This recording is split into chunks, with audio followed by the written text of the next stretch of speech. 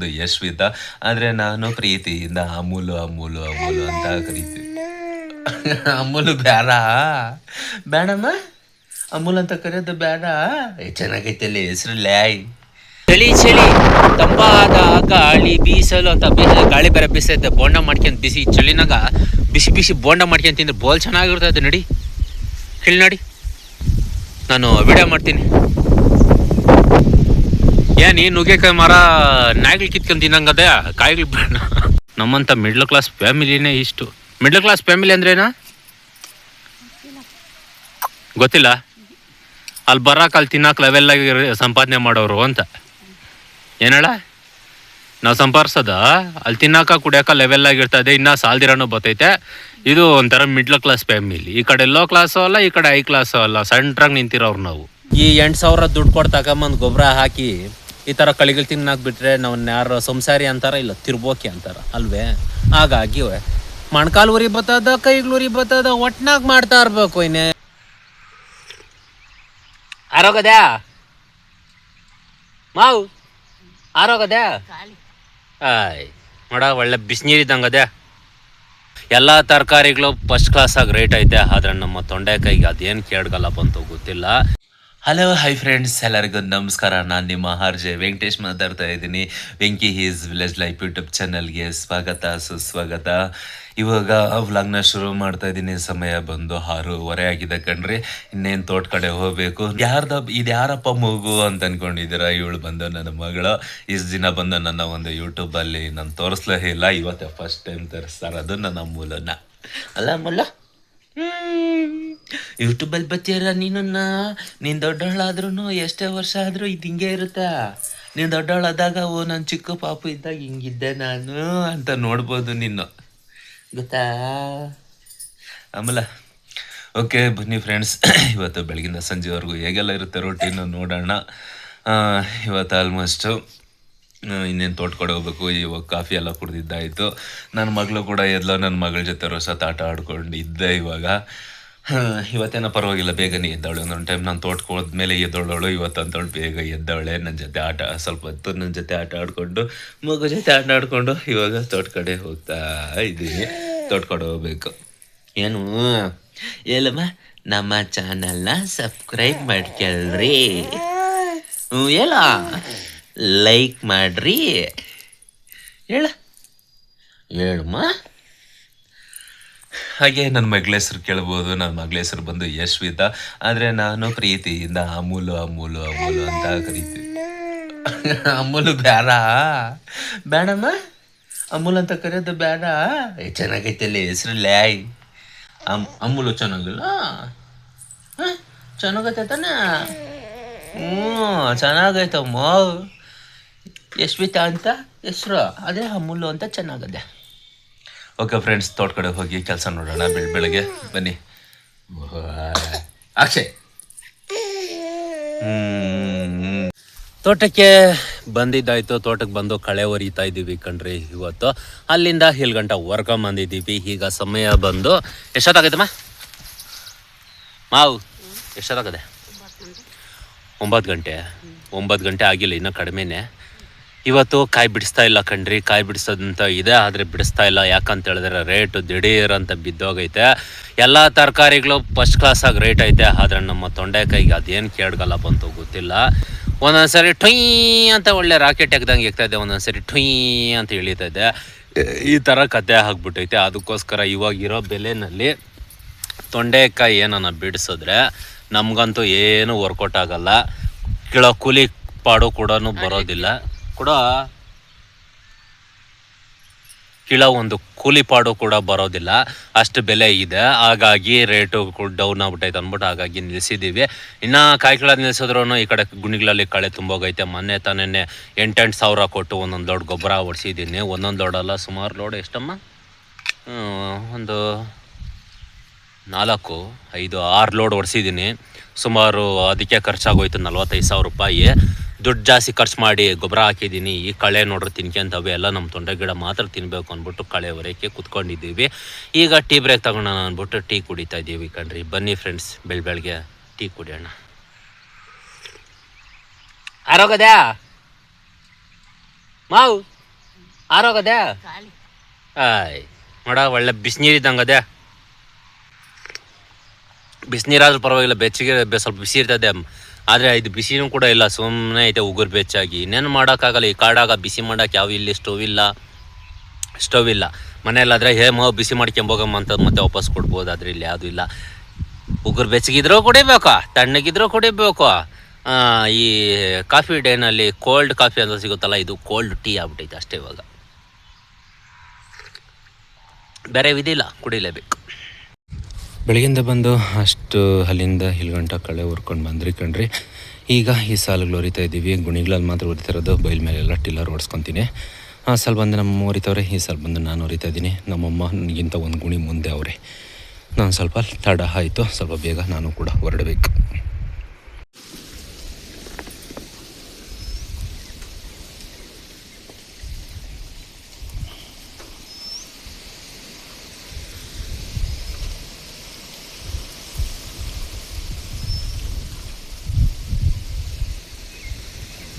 ಈಗ ಸಮಯ ಬಂದು 1 ಗಂಟೆ ಆಗಿದೆ. ತೋಟಕ್ಕೆ ನೀರು ಬಿಟ್ಟಿದ್ದೀವಿ ಕಣ್ರಿ. ಎಲ್ಲ ಚೆಕ್ ಮಾಡಿಕೊಂಡು ಆ ಕಡೆಯಿಂದ ನಮ್ಮಮ್ಮ ಚೆಕ್ ಮಾಡ್ಕೊಂಡು ಬರ್ತಾಯಿದ್ದಾರೆ, ಈ ಕಡೆಯಿಂದ ನಾನು ಚೆಕ್ ಮಾಡ್ಕೊಂಡು ಹೋಗ್ತಾ ಇದ್ದೀನಿ. ಯಾಕಂತೇಳಿದ್ರೆ ಪಾಸೆ ಇನ್ನೊಂದು ಮತ್ತೊಂದು ಏನೇನೋ ಸಿಗಾಕೊಂಡಿರ್ತೈತೆ, ಹಾಗಾಗಿ ಚೆಕ್ ಮಾಡ್ಕೊಳ್ಳೇಬೇಕು. ಇಲ್ಲಾಂದರೆ ಒಂದು ಗುಣಿ ಕೊಡೋದಿಲ್ಲ. ಹಾಗಾಗಿ ಒಂದೊಂದು ಗುಣಿನೇ ಟೆಸ್ಟ್ ಮಾಡ್ಕೊಂಡು ಹೋಗ್ತಾ ಇರಬೇಕು. ಇದನ್ನು ನಾವು ಚೆಕ್ಕಿಂಗ್ ಅಂತ ಕರಿತೀವಿ. ನೀರನ್ನ ಬಿಟ್ಟು ಓಡಾಡಿಕೊಂಡು ಚೆಕ್ ಮಾಡೋ ಕೆಲಸ ಇದು. ಇದಕ್ಕಿಂತ ಈಸಿ ಕೆಲಸ ತೋಟದಲ್ಲಿ ಇನ್ನೊಂದಿಲ್ಲ, ಅಷ್ಟು ಈಸಿ ಇರುತ್ತೆ.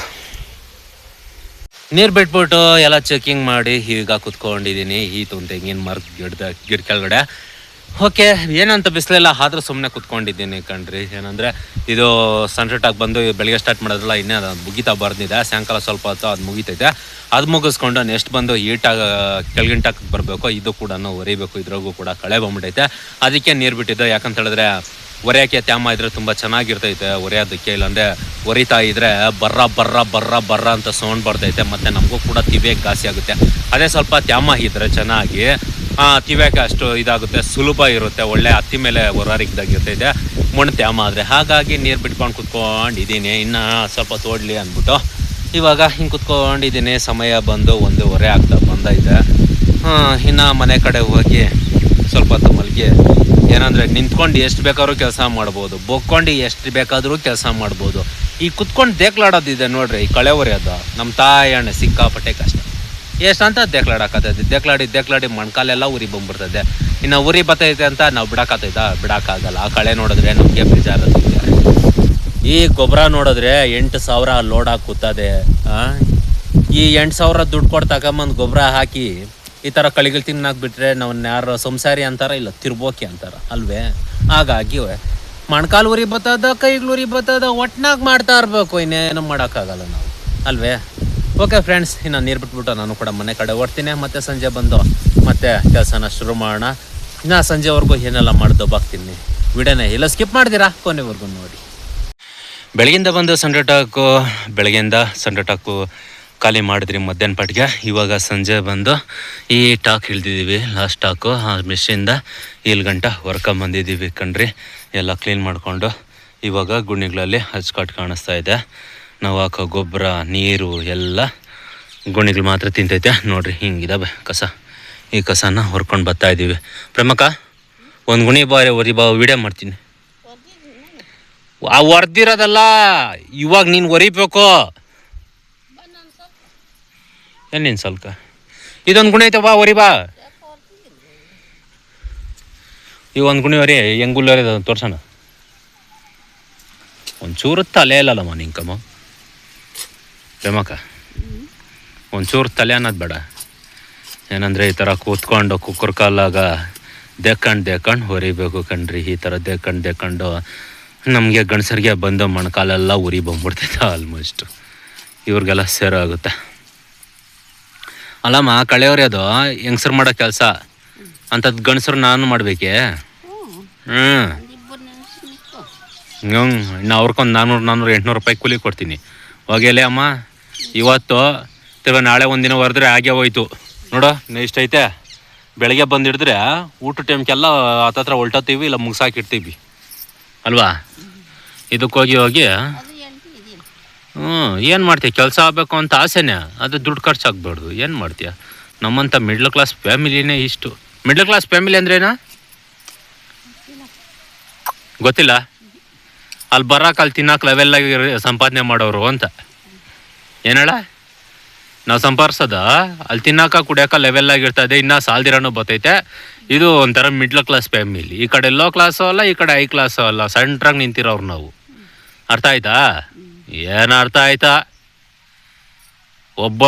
ಒಗ್ಗಟ್ಟು ಅಂದರೆ ಒಬ್ಬಟ್ಟು ಅನ್ಕೊಂತೀಯ ಅಲ್ಲೇನಮ್ಮ. ಲೈಫಲ್ಲಿ ಫಸ್ಟ್ ಟೈಮು ನಮ್ಮ ತೋಟದಲ್ಲಿ ಡ್ರ್ಯಾಗನ್ ಬಿಟ್ಟಿದೆ ಕಣ್ರಿ. ಏನಂದರೆ ಫಸ್ಟ್ನೇದಾಗಿ ಈ ಥರ ಮುಗಿಬಿಡ್ತೈತೆ.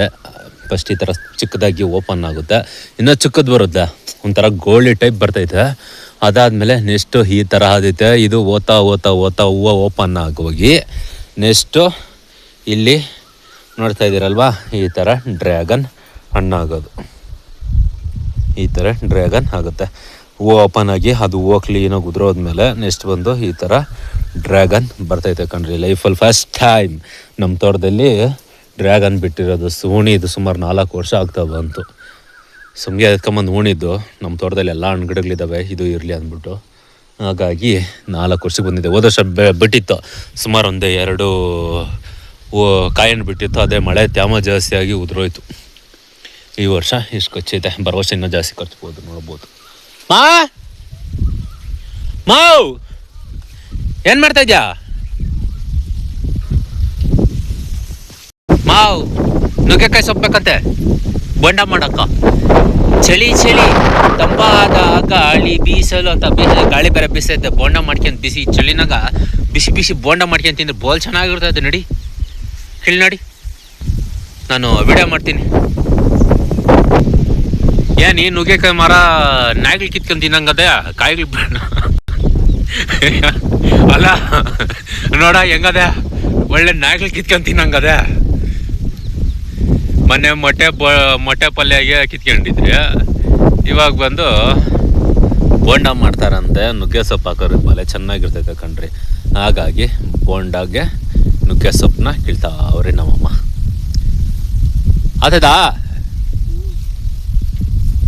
ಆತದ ಬರ್ಬೇಕಾ? ಆತದೇನಮ್ಮ? ಓ ವೆರಿ ಗುಡ್. ಕೊಡು ಹೂವು ಬಂದದೆ, ಚೆನ್ನಾಗಿರ್ತದೆ. ಕೊಡು ಕೆಳಗಡೆ ಹಾಕ್ಬಿಡು. ಕೆಳಗಡೆ ಹಾಕಿದ್ರೆ ರುಚಿ ಇರಲ್ಲಂತಿ. ಹಂಗಂತ ಯಾರು ತಿಳ್ಕೊಳಕ್ಕೆ ಹೋಗ್ಬೇಡ್ರಿ. ನಾನು ಸುಮ್ಮನೆ ತಮಾಷೆಗೆ ಹೇಳ್ತಾ ಇದ್ದೀನಿ ನಮ್ಮ ಅಮ್ಮನ ರೇಗ್ಸೋಕ್ಕೆ.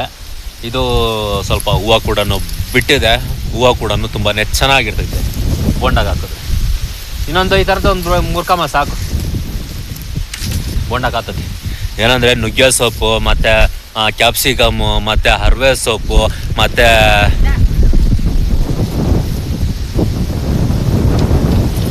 ಸಬ್ಬಕ್ಕಿ ಇವೆಲ್ಲ ಹಾಕಿ ಬೋಂಡ ಮಾಡ್ಕೊಂಡು ತಿಂತಾ ಇದ್ರೆ ಈ ಚಳಿನಾಗ ಚೆನ್ನಾಗಿರ್ತದೆ. ಹಾಗಾಗಿ ಕಿತ್ಕೊಂಡು ಹೋಗ್ತಾ ಇದ್ದೀವಿ ಕಣ್ರಿ. ಸಂದಾಗಿರ್ತದೆ, ಹಾಗಾಗಿ ಕಿತ್ಕೊಂಡು ಹೋಗ್ತಾ ಇದ್ದೀವಿ. ಇನ್ನೂ ಮುರ್ಕೊತಾವ್ರೆ ನಮ್ಮಮ್ಮ. ಇನ್ನೂ ಸ್ವಲ್ಪ ಬೇಕು ಸೊಪ್ಪು. ಇನ್ನೂ ಸ್ವಲ್ಪ ಸೊಪ್ಪು ಎತ್ಕೊಂಡು ಮನೆ ಕಡೆ ಹೊರಡೋದು. ಕತ್ಲಾಗ್ತಾ ಬಂತು. ಓಕೆ ಫ್ರೆಂಡ್ಸ್, ನೋಡೋದ್ರಲ್ಲ ಇವತ್ತು ಬೆಳಗಿಂದ ಸಂಜೆವರೆಗೂ ಹೇಗೆಲ್ಲ ಇತ್ತು ನಮ್ಮ ರೋಟೀನ್ ಅಂತ. ಈ ವಿಡಿಯೋ ಏನಾದರೂ ನಿಮ್ಗೆ ಇಷ್ಟ ಆಗಿದ್ರೆ, ಒಬ್ಬ ಹಳ್ಳಿ ಹುಡುಗನಿಗೆ ಒಬ್ಬ ರೈತನಿಗೆ ಸಪೋರ್ಟ್ ಮಾಡಬೇಕು ಅಂತ ಏನಾದರೂ ನಮ್ಮ ಮೇಲೆ ನಿಮಗೆ ಸ್ವಲ್ಪ ಕನಿಕರ ಇದ್ದರೆ, ನೋಡ್ತಾ ಇರೋಲ್ಲ ಈ ವಿಡಿಯೋನ ಒಂದೇ ಲೈಕ್ ಮಾಡಿ. ಇದೇ ರೀತಿಯಾಗಿ ವಿಡಿಯೋಸ್ನ ನೀವು ಡೈಲಿ ನೋಡಬೇಕಂದ್ರೆ ನಮ್ಮ ಚಾನಲ್ನ ಸಬ್ಸ್ಕ್ರೈಬ್ ಮಾಡ್ಕೊಳ್ರಿ. ಬೆಲ್ ಐಕಾನ್ ಬರುತ್ತೆ, ಅದನ್ನು ಕ್ಲಿಕ್ ಮಾಡಿರಿ. ಹಾಲಂತ ಕೊಟ್ಟರೆ ಸಾಕು, ಡೈಲಿ ನಿಮ್ಮ ಮೊಬೈಲ್ಗೆ ನಾವು ಬರ್ತಾ ಇರ್ತೀವಿ. ನೋಡ್ತಾ ಇರ್ರಿ, ಎಂಜಾಯ್ ಮಾಡ್ತಾ ಇರ್ರಿ. ನಮ್ಮಂಥ ಹಳ್ಳಿ ಹುಡುಗರಿಗೂ ಕೂಡ ಸಪೋರ್ಟ್ ಮಾಡಿ. ಈಗ ಹೇಳ್ತಾ ಈ ವಿಡಿಯೋ ಇಲ್ಲಿಗೆ ಮುಗಿಸ್ತಾ ಇದ್ದೀನಿ. ಓಕೆ ಫ್ರೆಂಡ್ಸ್, ಇವತ್ತಿನ ಕತೆ ಬಂದಿಷ್ಟು. ಮತ್ತೆ ನಾಳೆ ಅಂತ ನಾನು ಸಿಗ್ತೀನಿ.